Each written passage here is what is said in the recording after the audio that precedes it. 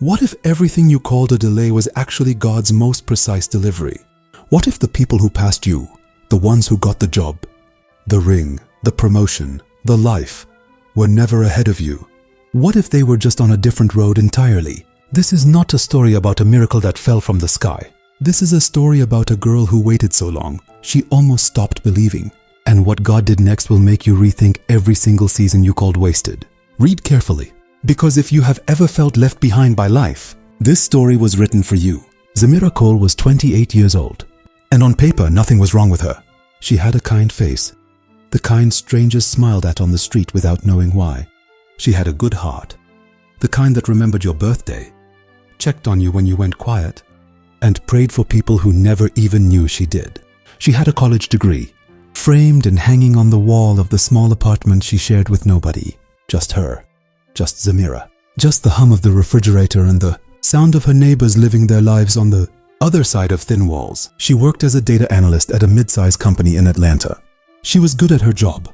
She showed up early, stayed late, caught errors nobody else caught, and then watched every single year as someone else got the promotion. First it was Marcus. He had been there 2 years less than her. Then it was Brianna, sweet Brianna, who Zemirah had actually trained. Then it was someone named Devon, who had transferred from another branch and somehow leapfrogged over 3 people, including Zemirah, within his first 6 months. Zemirah would go home on those nights, sit on the edge of her bed and not even cry. She was past crying. She would just stare at the wall and ask the ceiling one quiet question. What is wrong with me? And the ceiling never answered. She had grown up in a Christian home in Memphis, Tennessee. Her grandmother, Mother Celestine, had raised her on 2 things, sweet potato pie and scripture. Every hard moment in Zemirah's life had a verse attached to it, courtesy of her grandmother's worn dog-eared Bible. But Zemirah was starting to find that harder to hold on to. Not because she stopped believing in God, she still believed. Deep in her bones, she still believed. But believing in God and trusting God's timing, those are 2 very different things. And the gap between those 2 things had grown so wide that Zemirah sometimes stood in the middle of it and didn't know which way to walk. She watched her friends from college move forward in ways that felt personal. Jamila got married, then had a baby, then another baby, sent Christmas cards with the whole family in matching outfits on a porch with a wreath on the door. Zemirah would look at those cards and feel something ugly rise up in her that she hated. Herself for feeling, not hate. She didn't hate Jamila. It was something quieter and more dangerous than hate. It was the feeling that maybe, God had a plan for everyone except her. That somehow, in all his organizing and orchestrating of the universe, he had simply skipped her row. She never said that out loud, not to her mother, not to her best friend Tivora, who would have immediately quoted 5 scriptures and a Sunday sermon. She only said it to herself. At night, in that apartment with the humming refrigerator and the thin walls. Did you forget me? The summer Zemirah turned 29 was particularly hard. Her younger cousin, Joan, 5 years younger, barely 24, called to say she had just been offered a director-level position at a nonprofit in Washington, D.C. She was glowing over the phone. She talked fast the way people do when joy won't let them slow down. Zemirah said all the right things. That's amazing, as you deserve it. I'm so proud of you. She meant every word. That was the most painful part. She genuinely loved Joan. She genuinely wanted good things for her. But after they hung up, Zemirah sat down on the kitchen floor, not a chair, the floor, and pressed her back against the cabinet and let herself feel all of it. Why not me? I work harder, I pray. I tithe, I serve. I don't chase the wrong things. I don't do what I'm not supposed to do. I have been doing everything right for years and I am still in the same place I started. That thought sat on her chest like a stone. The dangerous part about that thought is how reasonable it sounds. It doesn't sound like rebellion. It sounds like a fair complaint. And that is exactly what makes it so heavy. Because you can't argue yourself out of it with logic. It just sits there, solid, cold, heavy. She stayed on that kitchen floor for a long time. Then she got up, washed her face, made herself a cup of tea, and went to bed the way she always did. Because Zemirah was the kind of woman who kept going even when she had no good reason to keep going. She just did, like breathing. Like her feet knew the way even when her heart had lost the map. There was one person who noticed, not her mother, who was too hopeful to see the quiet falling apart. Not Zemirah, who loved her, but sometimes talked more than she listened. It was an older woman at her job named Thessaly Odom. Thessaly was 61. She had worked in the same building for over 20 years. She was not Zemirah's supervisor. She was not her friend in the close sense. She was just there, the way certain people are just there. The kind of presence that doesn't announce itself but somehow holds the room steady. One afternoon, Thessaly walked past Zemirah's desk and stopped. She didn't say much. She looked at Zemirah the way old women look at young women.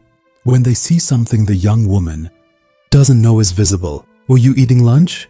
she asked. Her eye was going to eat at my desk. Zemirah said, "Come eat with me." It wasn't a question. They sat outside on a bench near the building entrance, eating in the September air. Thessaly had brought food from home: rice, greens, a piece of cornbread wrapped in foil. She shared without being asked. For a while they just ate. Then Thessaly said, "I watched you train Brianna." Zemirah didn't say anything. "And I watched them give Brianna your promotion." Still, Zemirah said nothing.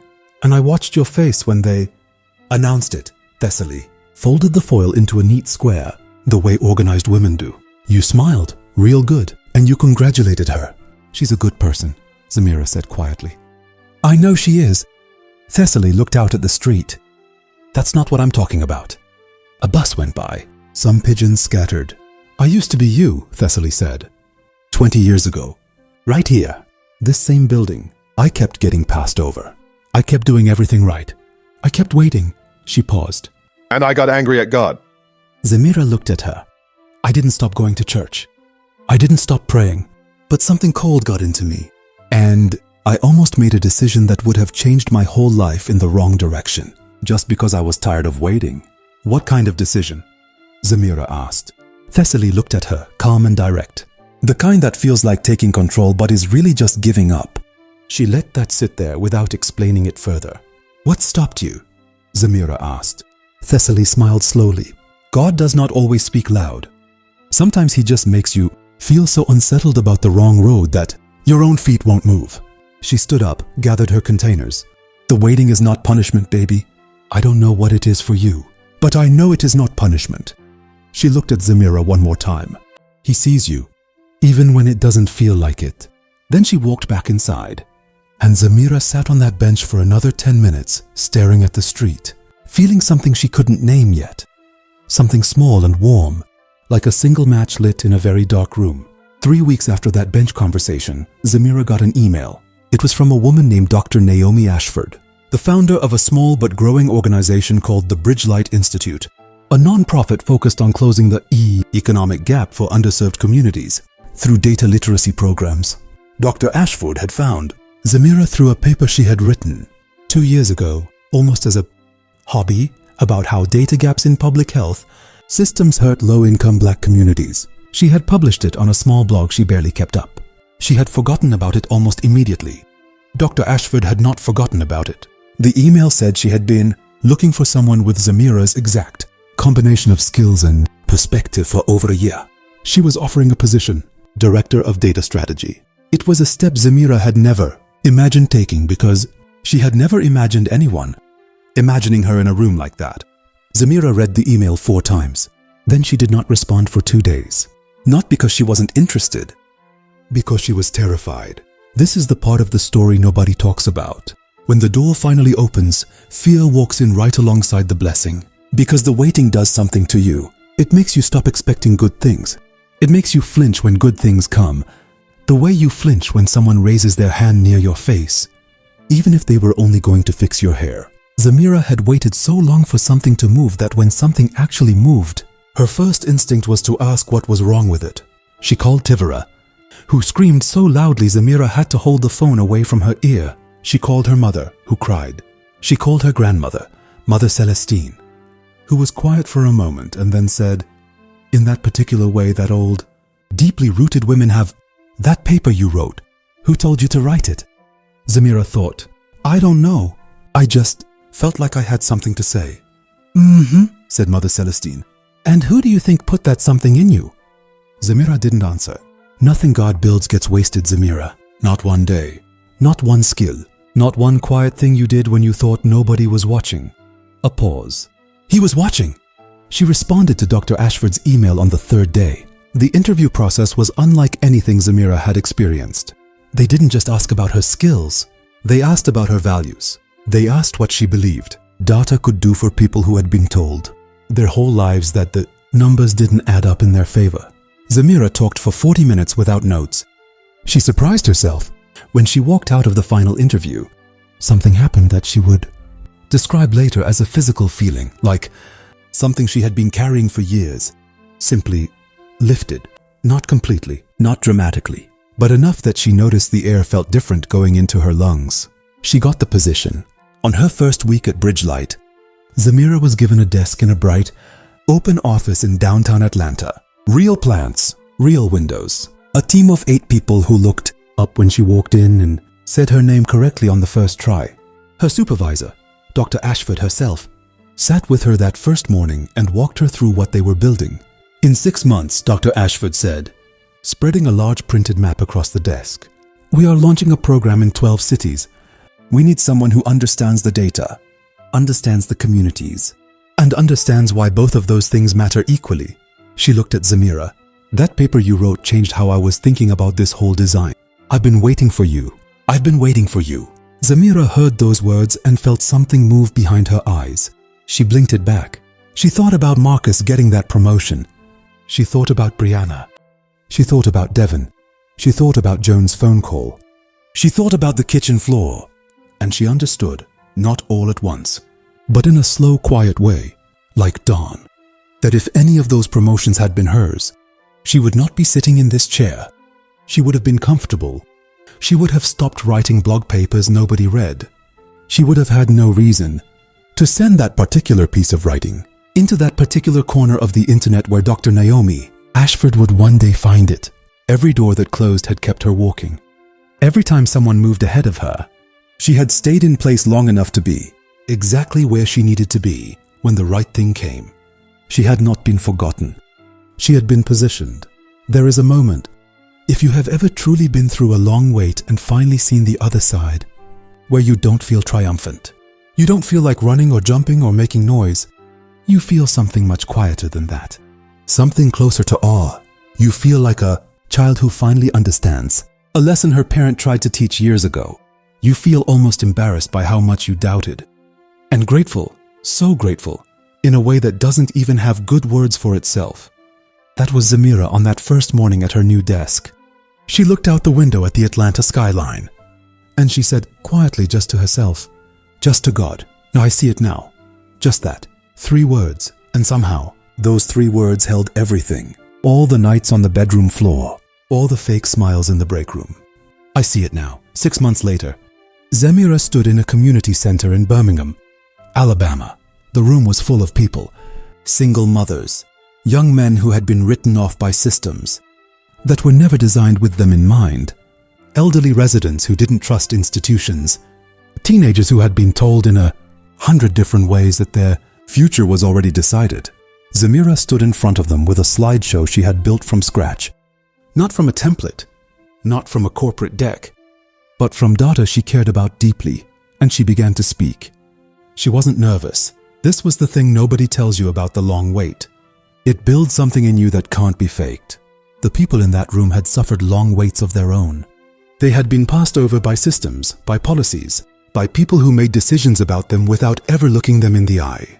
They knew immediately that Zemirah was not one of those people.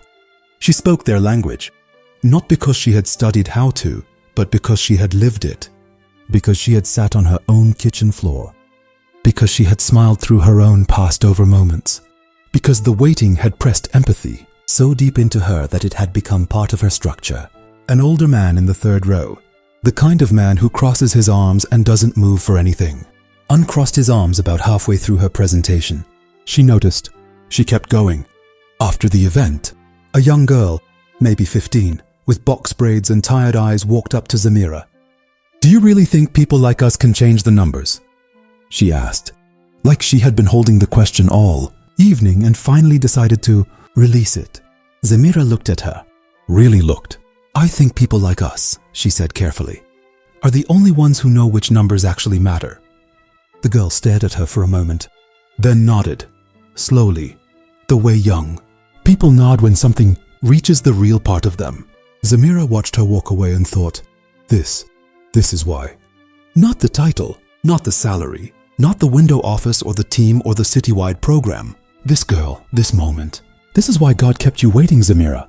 Because if you had arrived sooner, you would not have been ready for her. Maybe you are not 28.